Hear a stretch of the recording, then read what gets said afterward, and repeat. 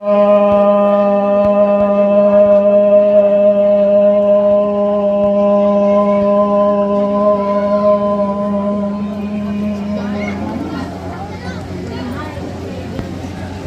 भक्तजनों को सत्प्रेम नमन।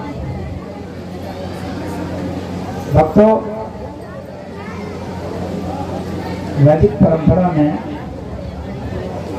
6 दर्शन मुख्य माने गए हैं, जिसमें से सांख्य दर्शन है, मीमांसा है, न्याय दर्शन है, योग दर्शन है, वेदांत दर्शन है। इसमें से जो योग दर्शन है वह काफी लोकप्रिय है, क्योंकि यह प्रयोगात्मक है। इसको प्रयोग करके आप जांच सकते हैं और यह हमारे शरीर से लेकर के हमारे हृदय को, हमारी भावनाओं को, हमारे विचारों को, हमारी अंतरात्मा को और हमारी आत्मा को सभी तक जो है हमारी पहुंच बनाती है और हमें स्वस्थ करती है।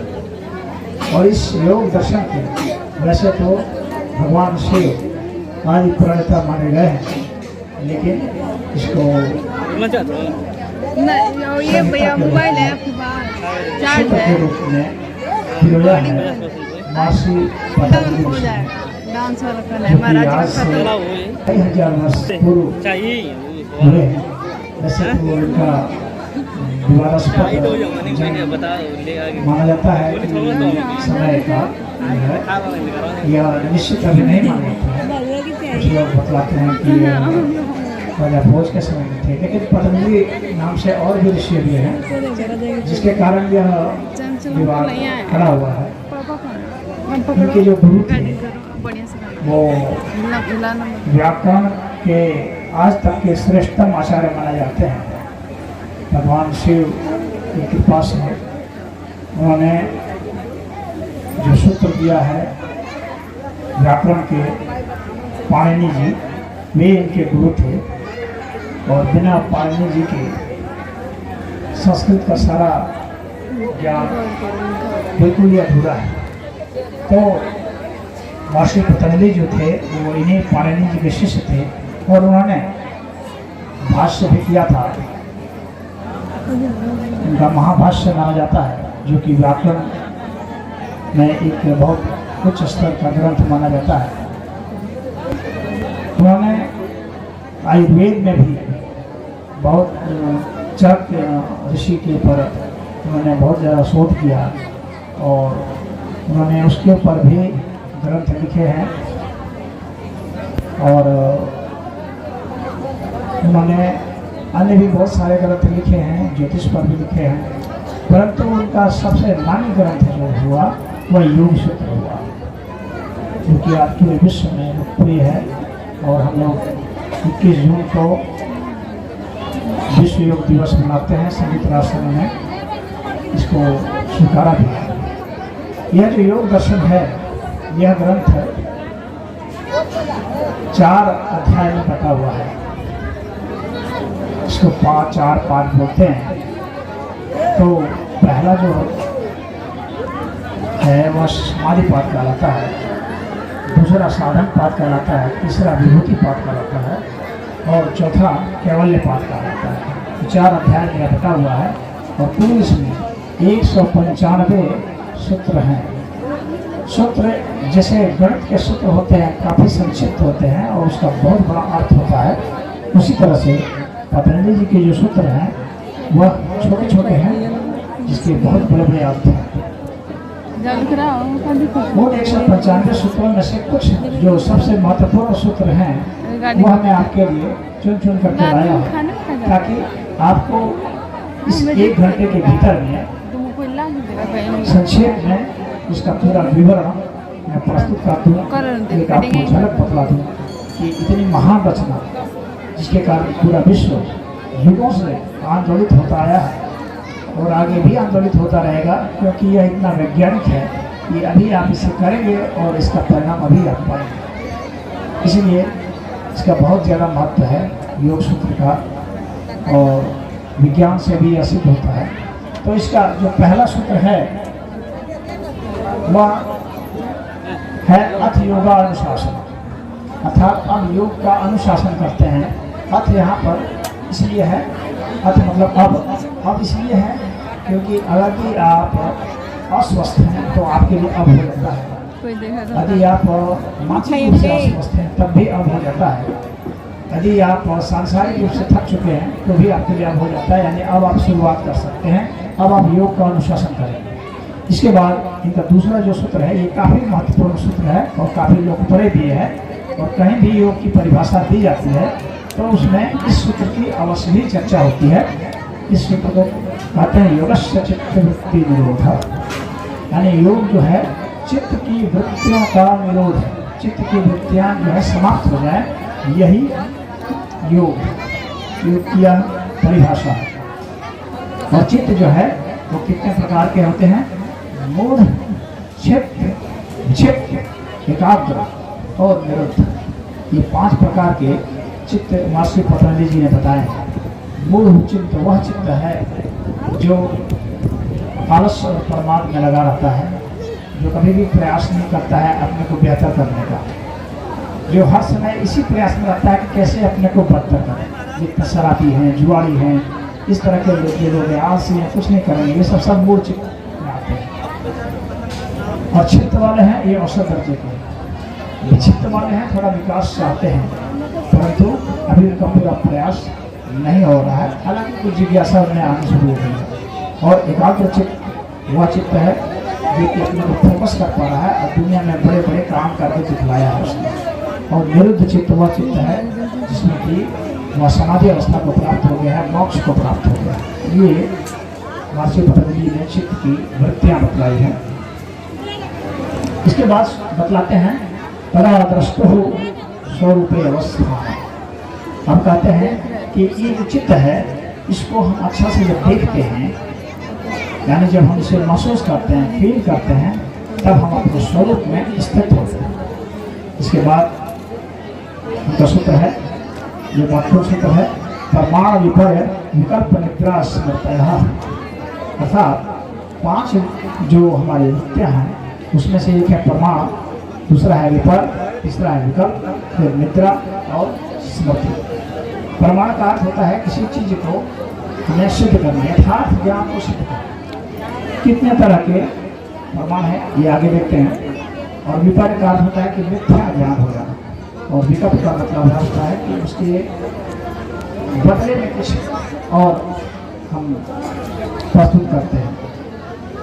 और निद्रा का अर्थ होता है जहाँ पर की अभाव हो जाता है हमारी अनुभूतियों का। और स्मृति का मतलब होता है कि हम अच्छी प्रकार से किसी चीज़ को बिना किसी व्यवधान के, बिना किसी भ्रम के याद करके बता सकते हैं। और इसके बाद ये सूत्र बतलाते हैं प्रत्यक्ष अनुमान आगमः प्रमाणान। यह प्रमाण में बहुत महत्वपूर्ण माना जाता है। जब भी प्रमाणों की बात होती है तो उसमें पतंजलि जी के इस सूत्र की बहुत चर्चा होती है। इसमें भी बतलाते हैं कि प्रत्यक्ष, अनुमान और आगम, यही 3 प्रमाण है। ये 3 प्रमाण माने जाते हैं। प्रत्यक्ष प्रमाण का मतलब हो गया कि जिसको आप सीधा अनुभूत करते हैं, जिसमें कि जिस वस्तु को आप अनुभूत करते हैं और आपके मत भीतर जो अनुभूत करने वाला है उनके और उसके बीच में कोई व्यवधान नहीं है, वह प्रत्यक्ष हो गया। जैसे कि हम लोग किसी चीज़ को देखते हैं तो वह प्रत्यक्ष माना जाता है। यदि बीच में कोई व्यवधान नहीं है तो, यदि व्यवधान है तो प्रत्यक्ष नहीं माना जाता। अनुमान का मतलब होता है कि एक हम कल्पना करते हैं, जैसे कि कहीं धुआं उठ रहा है तो हम यह कल्पना करेंगे कि वहाँ पर आग हो सकती है, यह एक अनुमान प्रमाण है। और आगम प्रमाण वह प्रमाण है जो कि हमारे ऋषि महर्षियों ने दिया है और हमें भरोसा है कि उन्होंने उसे प्रत्यक्ष किया होगा, तो उनकी सत्यता पर हमें भरोसा है इस वजह से जो उन्होंने ग्रंथों में उल्लेखित किया है वो अभी एक प्रमाण माना जाता है। तो इस प्रकार के ये 3 प्रमाण बतलाए हैं। इसके बाद में सूत्र बतलाते हैं अभ्यास वैराग्याभ्याम तन निरोधा, अर्थात अभ्यास से और वैराग्य से, इन 2 चीज़ों से ही हम अपने चित्त की जो वृत्तियाँ हैं उसका निरोध कर सकते हैं। यह वो सूत्र बतलाते हैं। यानी बिना अभ्यास किए और बिना वैराग्य हुए आप कभी भी समाधिस्थ नहीं हो सकते, कभी भी आपको ईश्वर दर्शन नहीं हो सकता। अब इसके बाद में बतलाते हैं वितर्क विचार आनंद अस्मिता रूप अनुगमात संप्रज्ञातः, अर्थात वितर्क यानी युक्ति लगाएंगे, किस प्रकार से करेंगे, कोई योजना बनाएंगे वह, और विचार करेंगे, और इससे जो है जो आनंद होगा वह, और अस्मिता यानी जो वास्तविक अहंकार है वह, ये जो है ये अवस्थाएं हैं। इन अवस्थाओं में यदि हमारा सीधा प्रवेश हो जाता है, अनुभूत कर देते हैं, तो इसे संप्रज्ञात समाधि कहते हैं।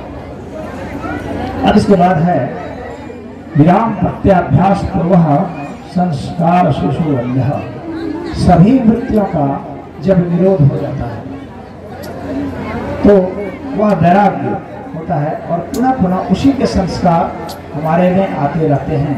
और वे जो संस्कार आते रहते हैं, संस्कार अर्थात फिर जो स्मृति है जो हमने पहले भोगा था वो अभी हमें नहीं भोगने को मिल रहा है, तो भी हम उसे याद कर सकते हैं और याद करके उसका सुख ले सकते हैं, वह संस्कार कहलाता है। तो वैसे संस्कार को जब खत्म किया जाता है तो वह असंप्रज्ञात समाधि होती है।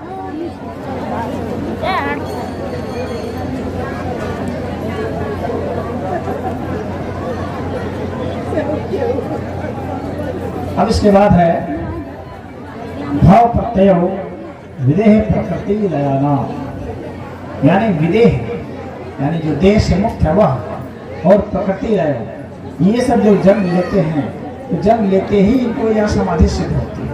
जो अवतार हुए हैं उन लोगों को यह उपलब्धि होती है कि वह विदेह होते हैं। राजा जनक को भी विदेह कहा जाता है, देह के भान से जो मुक्त होते हैं और प्रकृति में जो लीन होते हैं, प्रकृति और उनमें कोई भेद नहीं रह जाता है। इस प्रकार की स्थिति जिनको जन्म से ही प्राप्त हो जाती है, वैसी जो समाधि है असंप्रज्ञात समाधि, ये कुछ को ही उपलब्ध होती है।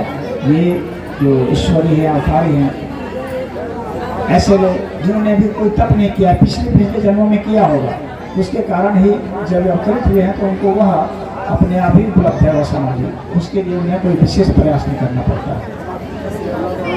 फिर भी आगे बताते हैं श्रद्धा वीर्य स्मृति समाधि प्रज्ञा पूर्वतः, अर्थात श्रद्धा से, वीर्य से, स्मृति से समाधि और प्रज्ञा से असंप्रज्ञात समाधि सिद्ध होती है। अर्थात यदि आपकी श्रद्धा है यानी सत्य के प्रति आप सत्यनिष्ठ हैं और उसके लिए आप कुछ भी गंवाने के लिए तैयार हैं, और आप सत्य की खोज के लिए कुछ भी समर्पित करने के लिए तैयार है, तो वह श्रद्धा है। वीर्य का अर्थ होता है शक्ति, यदि आप शक्तिशाली हैं तो ही आपके लिए अध्यात्म है। स्मृति अर्थात अच्छी आपकी याददाश्त है, अच्छा स्मरण करते हैं, भुलक्कड़ लोग कभी भी ज्ञानी नहीं हो सकते हैं।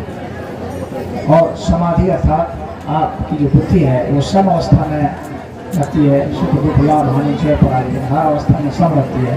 तो इस प्रकार से जो अवस्था होती है, यह जो प्रज्ञापूर्वक अर्थात विवेक से हर समय आप किसी चीज़ को समझते हैं, आंकते हैं, तो ऐसे कोई असंप्रज्ञात समाधि होती है, जो उच्च स्तर की समाधि है वह सिद्ध होती है। अब इसके बाद वे कहते हैं ईश्वर प्रणिधानात्मा, अर्थात ईश्वर की कृपा से ये सब कुछ संभव होता है। अर्थात बिना ईश्वर की कृपा के आप समाधि में प्रवेश नहीं कर सकते हैं, आपकी श्रद्धा भी नहीं आएगी, आपकी शक्ति भी नहीं आएगी, आपकी याददाश्त भी अच्छी नहीं है। यानी ईश्वर की कृपा हर एक स्थिति में अनिवार्य है। इसके बाद वे कहते हैं वै शिकार आशय परापृष्ट पुरुष विशेष ईश्वर। तो ईश्वर कौन है उस विषय में ये कहते हैं, ईश्वर की परिभाषा ये देते हैं, किस अर्थ में देते हैं कि जो क्लेश से, कर्म के फल से, वासनाओं से असंबद्ध है। और ऐसी स्थिति में और जो पुरुष हैं यानी जो आत्मा है उससे भी जो परे है वह चेतन तत्व ही ईश्वर है। ऐसी उनकी परिभाषा है। अब इसके बाद अगला सूत्र है इनका, पूर्वेशाम अपनी गुरु काले नावच्छेदा, अर्थात जो पहले की चाहे कितने भी पहले के जन्म है उनका जन्म कभी हुआ, जितना भी पहले आप सोच सकते हैं, उनका भी जो गुरु है उन्हें भी जिसने ज्ञान दिया है वह जो है वह काल से सीमित नहीं है, काल उसको रोक नहीं सकता। ऐसी अवस्था को जो प्राप्त है वही ईश्वर है, यानी काल से जो परे है। और उसका ज्ञान जो शुरुआत के भी जो लोग रहे हैं उनसे भी पहले क्या है, जिनका ज्ञान असीमित है, जैसे को ही ईश्वर कहा जाता है। इसके बाद ये कहते हैं, व्याधि स्त्यान संशय प्रमाद आलस्य विरति भ्रांति दर्शनात् आलब्ध भूमिकत्वानि चित्त विक्षेपस्ते अंतरायः, अर्थात व्याधि स्त्यान मतलब होता है अकर्मण्य, आलसी जो होता है, संशय शंका करना, प्रमाद करना यानी चाहना लेकिन उसके लिए कोई प्रयास नहीं करना, आलस्य जिसमें है, और विरति अर्थात जिसमें वैराग्य का अभाव है, भ्रांति दर्शन यानी जो कुछ भी समझता है उसमें से भ्रांति हो जाती है, कंफ्यूजन हो जाता है वैसे लोग।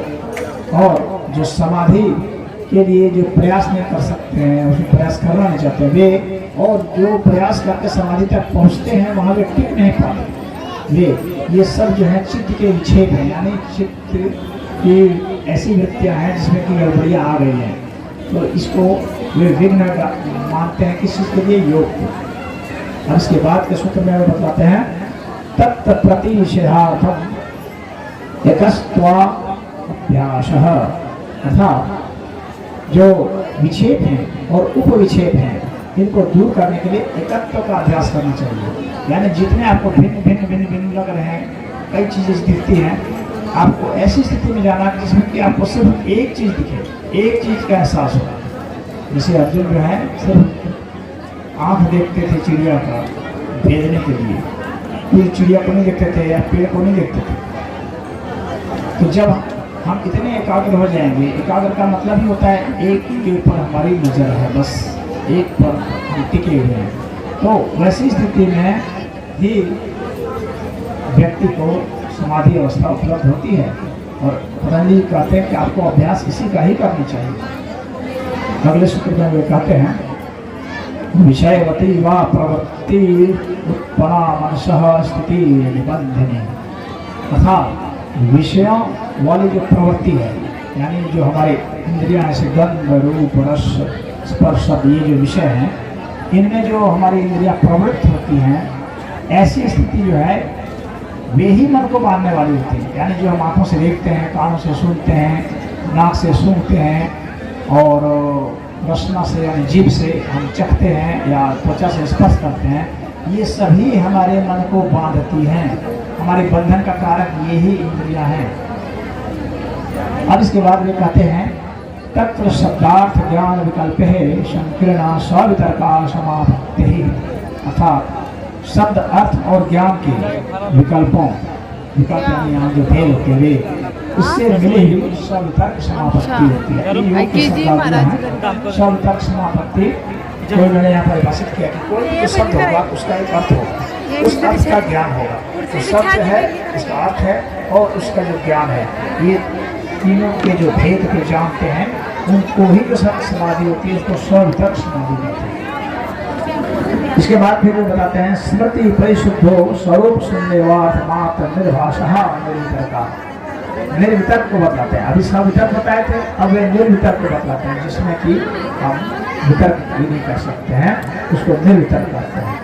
कहते हैं स्मृति के शुद्ध हो जाने पर, जब स्मृति शुद्ध हो गई यानी बिना व्यवधान की कोई स्मृति आ जा रही है वैसी में, और अर्थमात्र से वह भासती है, अर्थमात्र से हमें उसका बोध होता है, वैसी स्थिति में जो हम पहुँचते हैं, अगर वह भी रहित हो जाए, वह भी समाप्त हो जाए, तो जो बच जाता है उसको निर्वितर्क समापत्ति कहते हैं, निर्वितर्क समाधि।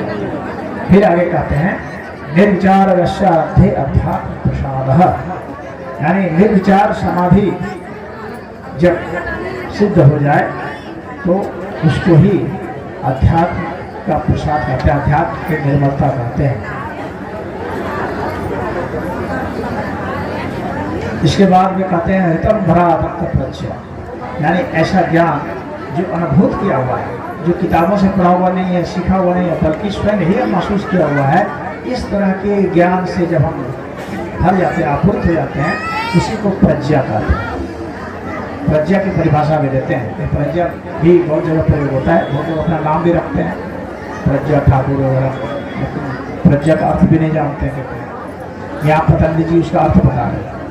इसके बाद फिर बताते हैं तस्यपि निरोधे सर्व निरोधान निर्बीज समाधि, निर्बीज समाधि की बात करते हैं, जिसका बीज भी समाप्त हो जाए, यानी संस्कार रहेगा, बीज होगा तो हमारा फिर जन्म होगा, फिर हमारे दुख की उत्पत्ति होगी, फिर सुख की उत्पत्ति होगी। ऐसे सुख दुख की जो उत्पत्तियाँ होती हैं इनका समापन हो जाए, बीज ही नष्ट हो जाए, जल जाए, तो वैसा तो होगा जब प्रज्ञा का जो जन्म संस्कार है यह भी निरोध हो जाए, इसका भी समापन हो जाए, तभी ऐसा होगा। और ऐसा हो जाने पर उसे निर्भीक समाधि कहते हैं। अब इसके बाद यह जो है यह समाधि पाद था। अब इसके बाद साधन पाद बताते हैं। यह साधन पाद ज़्यादा लोकप्रिय है, आप लोग देखते हैं रामदेव महाराज भी कर रहे हैं, कई लोग करा रहे हैं, तो ये साधन पाद वाला ही जो है ज़्यादातर कराते हैं। इस साधन पाद जो दूसरा अध्याय है, इसका सबसे महत्वपूर्ण सूत्र में से है जो क्रिया योग है। बहुत क्रिया योग के तो कई आश्रम खुले हुए कराते हैं, क्रिया योग झारखंड में, रांची में बहुत है, बहुत लोग वहाँ जाते हैं। लेकिन क्रिया योग क्या है, उसकी परिभाषा पतंजलि जी ने दी है और कहते हैं तपः स्वाध्याय ईश्वर प्राणिधानी क्रिया योग, यानी तप करना, स्वाध्याय करना, यानी स्वयं से अध्ययन करना, और तप मतलब ऐसे दुखों को उठाना जो हमें दुख से मुक्ति देता है, वह तप कहलाता है। और ईश्वर के प्रति भक्ति जो है यह भी क्रिया योग है। क्रिया योग के जो 3 शब्द रखते हैं, तप, दूसरा स्वाध्याय और तीसरा ईश्वर के प्रति अनन्य भक्ति, ये तीनों जब पूरा हो जाते हैं तो उसको क्रिया योग कहते हैं। यानी क्रिया के द्वारा योग, क्रिया अर्थात जिसमें हमारा मन नहीं जुटा है, ऐसी गतियाँ, ऐसी घटनाएं हैं जिसमें हमारा मन शामिल नहीं है, वह क्रिया है। और यदि मन शामिल हो जाएगा तो वह कर्म हो जाएगा, क्रिया नहीं कहलाएगा, ये ध्यान रखिएगा। अब इसके बाद अगला सूत्र बताते हैं समाधि भावनार्थ क्लेश तनु कर्मार्थश, यानी समाधि की भावना करने से जो क्लेश हैं, ये दुख है, कष्ट है, अविद्या आदि क्लेश होते हैं, ये तनु हो जाते हैं, ये छोटे हो जाते हैं, सूक्ष्म हो जाते हैं, खत्म हो जाते हैं। इसके बाद कहते हैं अविद्या अस्मिता राग क्लेश अभिनिवेश क्लेश। क्लेश क्या क्या है, तो ये कहते हैं अविद्या क्लेश होता है, यानी आपको ज्ञान नहीं है, यह क्लेश है, यह दुख का कारण है। दूसरा क्या है, अस्मिता अहंकार जो है वह दुख का कारण है। तीसरा क्या है, राग, किसी के प्रति कि उसके बिना हम नहीं रह पाए, ऐसी जो स्थिति होती है यह राग कहलाता है। और ऐसा संबंध जिसमें कि हम न्याय को नहीं महत्व देते हैं, न्याय को नजरअंदाज करते हैं, अन्याय पर अन्याय करते जाते हैं, अत्याचार करते हैं। जैसे अभी पंडित जी कह रहे थे कि मुझे लोग राष्ट्र कर रहे हैं, नहीं कहना चाहिए, तो वह जो है वह राग के कारण होता है, जब हम अन्याय भी करते चले जाते हैं। द्वेष, यानी जो हमसे कुछ बेहतर हो रहे हैं, हमारे बराबर हो रहे हैं, उसे चिढ़ना, उसे घृणा करना, उसके खिलाफ में जाना, उसे कष्ट पहुंचाने की कोशिश करना, यह द्वेष होता है, यह भी हमारे दुख का कारण है। और इसके बाद है अभिनिवेश, अर्थात मृत्यु का भय। मृत्यु का भय अभिनिवेश कहलाता है, यानी मृत्यु के भय से भी दुख होता है। और इसके बाद में कहते हैं ध्यान हेयास तदवृत्तयः, अर्थात ध्यान में जब हम जाते हैं तो ये सब जो क्लेश हैं, ये वृत्तियाँ हैं, इनका नाश हो जाता है। तो ध्यान किस लिए किया जाता है, क्लेश का दुख को नाश करने के लिए। अविद्या, अस्मिता, राग और द्वेष और अभिनिवेश का अंत करने के लिए ही ध्यान किया जाता है। इसके बाद के सूत्र में बताते हैं परिणाम ताप संस्कार दुखेर गुणवृत्ति विभाष्य दुखमीव सर्वम विवेकिनः। जो विवेकी लोग होते हैं, जो विद्वान लोग होते हैं, समझदार लोग होते हैं, समझदार लोगों की क्या पहचान है, तो कहते हैं समझदार लोग की यही पहचान है कि वह देखता है कि हर जगह दुख ही दुख है। समझदार लोग की यही निशानी है कि वह दुख ही दुख को देखता है। वह परिणाम में दुख देखता है, गल में ताप में दुख देखता है, संस्कार में दुख देखता है, जितने वृत्तियां हैं उसमें दुख देखता है, किसी के विरोध में दुख देखता है, किसी के सहयोग में दुख देखता है, वो सब जगह दुख ही देखता है। तो सब जगह जो दुख देखता है ऐसा विवेकी पुरुष कहलाता है। इसके बाद भी बतलाते हैं दृष्ट दृश्य हो संयोगो हे हेतु। यह वेद का बहुत लोकप्रिय सूत्र है जो कहता है कि ये दुख और दुख के कारण क्यों है। वो कहते हैं इसका सिर्फ एक ही कारण है, दृष्ट दृश्य हो। अर्थात जब हम किसी चीज को अनुभूत करते हैं, जिस चीज को अनुभूत करते हैं वह और जो हम अनुभूत करते हुए यानी हम दोनों का जो संयोग है, जैसे हमने कोई चित्र देखा तो हमारी आंखों का जो संयोग हुआ, हमारे मन का जो संयोग हुआ उसके साथ जो जुड़ा हुआ, यही दुख का कारण है। हमने कोई शब्द सुने तो उन शब्दों को जब सुना तो एक संयोग हुआ, उन दोनों का मिश्रण हुआ, दोनों का रासायनिक प्रक्रिया हुई, यही दुख का कारण है। हमने जब स्पर्श किया किसी को, छुआ किसी को, तो उस छूने से हमें सुख या दुख जो भी मिला, यही कारण है दुख का होने का। तो हम अपने इंद्रियों से जो भी अनुभूत करते हैं उनका जो संयोग बनता है वही दुख के कारण होते हैं।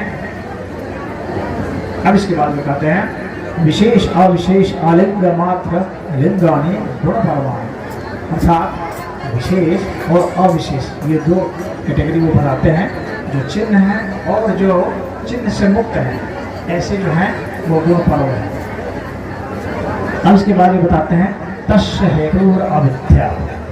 उसका हेतु जो है वह अविद्या, और विद्या के कारण ही हमें दुख झेलने पड़ते हैं और चिन्हों में भटकना पड़ता है। अब इसके बाद ये बताते हैं तद भावात संयोग भावो हानम तद दृश्य है जवल्य। कहते हैं कि इन भावनाओं का जो संयोग हो रहे हैं इनका अगर अभाव कर दिया जाए तो हमें हान हो जाएगा, यानी दुख से मुक्त हो जाएंगे। और ऐसी स्थिति में जो दृश्य है वह दृश्य केवल्य हो जाएगा, यानी सिर्फ केवल्य का मतलब केवल हो जाना, वही रह जाना, ऑनलीनेस, सिर्फ केवल। अब इसके बाद में कहते हैं विवेक ख्याति विप्लवा मानोपाय। विवेक ख्याति यह समाधि की एक बहुत अच्छी अवस्था मानी जाती है, जिसमें कि शरीर क्या है, पदार्थ क्या है, ऊर्जा क्या है, चेतना क्या है, आत्मा क्या है, इसका स्पष्ट बोध हो जाता है। इसको कहते हैं विवेक ख्याति। तो कहते हैं यार जो विवेक ख्याति की अवस्था जिसको मिल जाती है उसी का हार उपाय होता है, उसी के दुख का निदान होता है। इसके बाद जो कहते हैं जिसके विषय में आप लोग बहुत ज़्यादा सुनते होंगे कि योग का पतंजलि योग क्या है, राजयोग क्या है, उसमें इसका बहुत ज़्यादा इस सूत्र की बहुत ज़्यादा चर्चा होती है जो भी पढ़ने जा रहा हूँ। यम नियम आसन प्राणायाम प्रत्याहार धारणा ध्यान समाधि अष्ट।